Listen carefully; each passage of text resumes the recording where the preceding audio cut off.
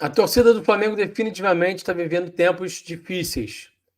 Torcedor que já vive preocupado, que já anda aborrecido com as más atuações do time, às vésperas da final da Copa do Brasil, recebeu a notícia na manhã dessa segunda-feira de que Arrascaeta e Luiz Araújo, de fato, têm lesões musculares e são lesões importantes que muito provavelmente vão tirá-los das finais da Copa do Brasil. As chances são remotíssimas de que esses dois jogadores estejam em campo nos dois confrontos contra o São Paulo. E aí, nas rodas de conversa, nos grupos de WhatsApp, naquele cafezinho na hora do trabalho, no jantar, em família, nas redes sociais, o flamenguista só se pergunta: existe vida sem Arrascaeta? Como que o São Paulo vai escalar esse time sem a sua principal referência técnica? Como é que o Flamengo vai conseguir sobreviver sem o grande craque desse time?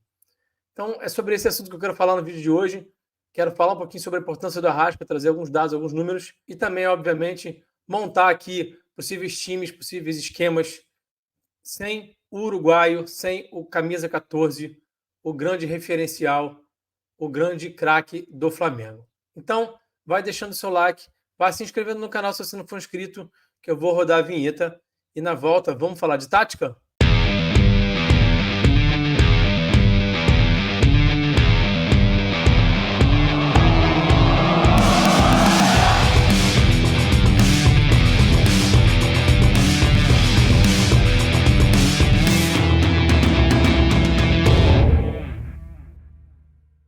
Antes da gente seguir para o conteúdo, quero deixar um recado rápido, dizer que esse vídeo aqui é um oferecimento do curso Explorando o Jogo, do LabFoot, maior escola de análise de desempenho, maior escola de cursos de futebol que tem aqui no Brasil. O Explorando o Jogo é uma introdução à análise de desempenho. Eu fiz esse curso, eu atesto, custo-benefício simplesmente sensacional. O link está na descrição, não perde tempo.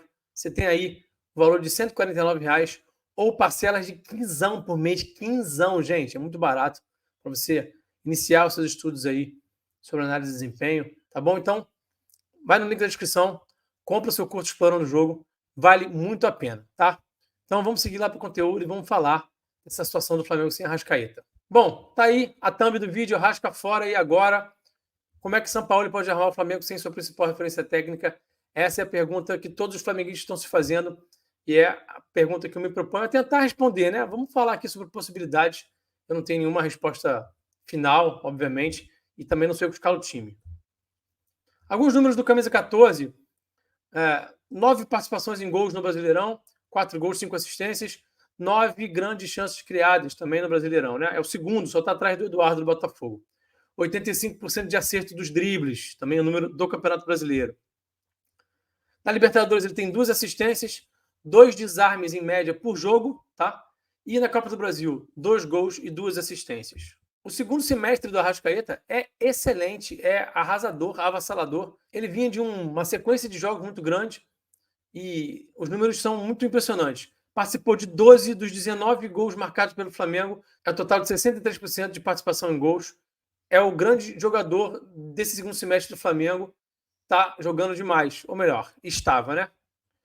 Nesse período, ele decidiu diretamente 4 jogos. Fortaleza, 1 gol e 1 assistência. Atlético Paranaense, jogo de ida no Maracanã, sofre o pênalti que o Pedro faz o gol e depois bate a falta na cabeça do Bruno Henrique para o Flamengo virar a partida. Atlético Mineiro, 1 gol de falta, 1 assistência para o Wesley virar o jogo. E o Grêmio, na volta, também faz o gol de pênalti que sela a classificação, que sacramenta a vitória do Flamengo. Além disso, né, outras partidas em que ele não foi tão preponderante, tão decisivo em números, mas que participou de lances de gol, por exemplo, ele dá assistência para o Thiago Maia fazer aquele segundo gol contra o Grêmio, lá no jogo da Arena do Grêmio. E por aí vai. Muito importante, muito decisivo e, com certeza, né, o grande referencial técnico desse time. O Arrascaeta é o cara da assistência e do gol. Ele decide jogos. Ele é o cara que se coloca muito aí nessa região do entrelinhas. Ele sabe muito se colocar livre ali, ser homem livre, ser opção de passe nessa região do campo. E ali ele decide com 2, 3 toques, ele decide a jogada, bota o copeiro na cara do gol, ou então finaliza e decide jogos e decide campeonatos também. Nesse jogo do Galo, ele dá essa assistência para o Wesley, que sacramenta a vitória. Antes ele tinha feito esse gol de falta. Então o Arrasca realmente é um jogador que dá assistência e faz gol. Ele é um meia que é arco e que é flecha. Ele é realmente impressionante. Aqui a gente está vendo o lance dele batendo a falta lá contra o Atlético Paranaense no Maracanã. Gol da vitória do Flamengo, que ele bate na cabeça do Bruno Henrique e sacramenta a vitória. E o Flamengo leva a vantagem para o Paraná na Copa do Brasil. Aqui de novo ele fazendo gol, né? O Rasca faz muitos gols de cabeça, é um meia que tem muita capacidade de pisar na área. O gesto técnico é perfeito, ele faz uma considerável quantidade de gols de cabeça também. E o Arrasca, para além de tudo isso que eu já falei, em ações de último terço, em ações próximo da baliza do adversário, ele também é muito importante para iniciar as transições ofensivas do Flamengo. As jogadas de transição ofensiva do Flamengo têm uma regra de ação bem clara: bola no Arrascaeta. Os jogadores buscam o camisa 14 e entregam a bola para ele. É uma regra de ação muito clara para que ele inicie as transições, para que ele escolha para onde é que o time vai progredir, para que ele, através do seu talento, consiga achar um segundo passe no Gabriel, no Bruno Henrique, para que ele ganhe com drible, possa girar, ganhar um espaço e clarear a jogada, né, limpar a jogada. O Arrasca também faz muita falta na medida em que ele é esse cara da transição ofensiva. Não ter o Arrascaeta em campo traz esse prejuízo enorme para o time também nas transições. O São Paulo vinha consolidando esse esquema aí até a partida contra o Inter, esse 4-3-1-2, com esse tripé de meias e com o Arrascaeta tendo muita liberdade para ser o cara que vai se movimentar, que vai pegar bastante na bola e que vai criar as principais jogadas ofensivas do time. Foi assim no jogo contra o Grêmio, 1-0 pela Copa do Brasil. Foi assim no jogo contra o São Paulo. Foi assim no jogo contra o Curitiba, vitória de 3-2 lá no Couto Pereira. Quanto ao Internacional, o São Paulo não tinha o Gerson, resolveu fazer modificações e o Arrascaeta foi esse cara de corredor central, esse 10 no 4-2-3-1, com o Luiz Araújo fazendo o lado direito. E aí, como é que o São Paulo vai fazer para escalar o time na final da Copa do Brasil sem esses dois jogadores? Especialmente sem o Arrascaeta, claro, que é o tema principal desse vídeo de hoje. Bom, eu tenho aqui algumas opções que eu quero trazer para vocês. Primeira delas, colocar o Gerson no lugar do Arrascaeta, sendo esse camisa 10, né, por trás do Gabi, corredor central, o meia amador, que vai estar centralizado ali, com liberdade para circular, obviamente, né? E no lugar do Luiz Araújo, o Vitor Hugo pode fazer esse lugar do espaço de força, de corredor lateral direito, essa ponta pelo lado direito, né? Ou então, o Ribeiro também pode fazer essa função. A gente sabe que o Ribeiro está muito acostumado a fazer isso, faz isso no Flamengo há muitos anos, então também é uma opção para o Sampaoli. A outra opção, a opção que mais me agrada, é essa daí. Gerson como um meia esquerda, na posição em que ele rende mais com o São Paulo, na posição que o São Paulo gostava de usá-lo muitas vezes no Olympique, fazendo esse meio espaço, atacando muito espaço, atacando a última linha, sendo um meia mesmo, de pé aberto, né, jogando pelo lado esquerdo, sendo um canhoto. Então, ele pode mudar um pouquinho essa estrutura do tripé e usar o Gerson como meia. E, do outro lado, o Vitor Hugo, o Flamengo jogar no 4-4-2, e nesse sentido o Flamengo tem o Bruno Henrique como dupla de ataque do Gabriel, não precisa estar na ponta esquerda, não precisa percorrer tanto campo, não precisa baixar tanto na segunda linha de marcação, está mais próximo do gol, pode ser mais decisivo, pode inclusive ser mais importante nas jogadas de duelo aéreo, como ele foi, por exemplo, no gol contra o Olímpia, lá no Maracanã, quando estava atuando nessa posição. Então, eu gosto muito dessa opção aqui, tá? Essa opção aqui me agrada demais, é a minha preferida. Uma opção que o São Paulo tem também é manter o tripé de meio. Nesse caso, ele poderia usar o Pulgar como esse volante pela direita, como esse meia, né? Meia volante, né? Pela direita. E o Gerson vai fazer essa função que ele já vinha fazendo. Lado esquerdo desse triângulo, lado esquerdo desse tripé. O Thiago Maia podendo ser esse primeiro volante, pode ser o Alan também, né? E aí, ele pode colocar o Vitor Hugo substituindo o Arrascaeta, emulando o Arrascaeta. Claro, características diferentes, jogadores diferentes, mas a função seria basicamente a mesma. Ele teria o Pulgar um pouco mais avançado, porque o Pulgar é um cara que tem essa capacidade de jogar um pouquinho mais avançado, tem bom passe, consegue também penetrar na área para fazer jogadas de cabeça, um cara que é alto, tem boa impulsão. Então, nesse sentido, o Pulgar um pouquinho mais avançado pode funcionar legal também.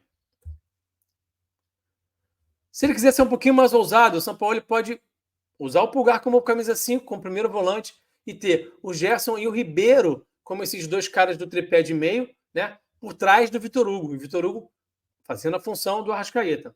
Ou então, ele pode ainda trocar o Vitor Hugo com o Ribeiro, e aí o Vitor Hugo sendo esse cara do lado direito do tripé de meias, o Ribeiro mais avançado um pouco, emulando o Arrascaeta, fazendo a função do uruguaio, tentando desempenhar mais ou menos aquilo que o camisa 14 desempenha. Bom, o fato é que, sem o Arrascaeta, o Flamengo torna-se um time muito menos perigoso, muito menos letal, muito menos criativo, muito mais inofensivo para os seus adversários. A fase que já não é boa, o time que já não vem atuando bem, vai perder para as finais da Copa do Brasil, muito provavelmente para os 2 jogos, né?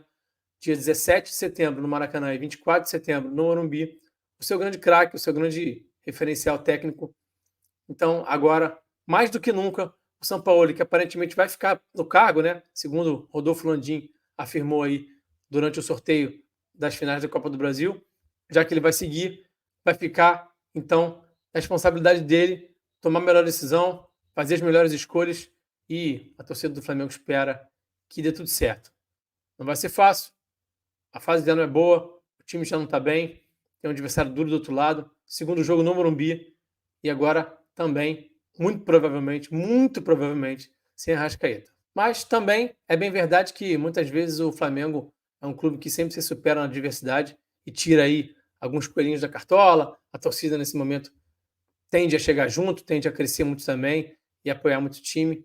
Então, a verdade é que é um momento de muita adversidade, um momento muito difícil, mas que acredita-se que, no fim das contas, pode ser superado e o Flamengo saia com essa taça, com esse bicampeonato seguido da Copa do Brasil, com esse pentacampeonato. Beleza? Então é isso, obrigado pela parceria, obrigado pela audiência. Tamo junto, até o nosso próximo vídeo. Se inscreve no canal, comenta, curta, compartilhe. E fui! Valeu, abraço!